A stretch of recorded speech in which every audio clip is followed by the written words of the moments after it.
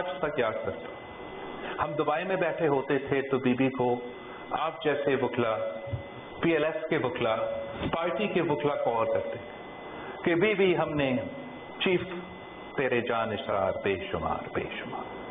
تو be be in زمانے میں کہتی تھی، میرے سامنے کہتی کہ اگر ججز نے سیاست کرنا ہے، مجھ سے بات کرنا ہے، جلسے جلوس نکالنے ہیں، تو پھر وہ ججز پارٹی بنائیں، باقاعدہ سیاست میں آئے اور مجھ سے رابطہ کرے، بات کرے.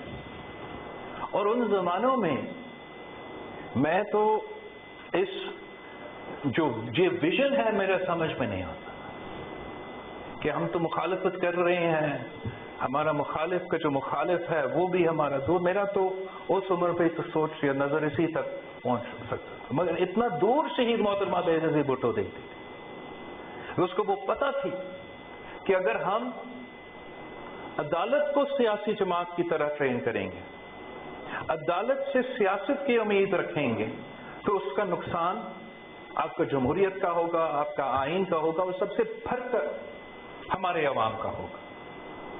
آپ کو معلوم ہے کہ آپ کی 18ویں ترمیم میں شہید محترمہ بے نظیر بھٹو کی جو وعدہ تھا کہ ہاں ہم 1973 کی آئین بحال کریں گے، ہم آمریت کو ختم کر کے جمہوریت واپس لے کر آئیں گے، ہم پارلیمان کی بالادستی کا بندوبست کریں گے.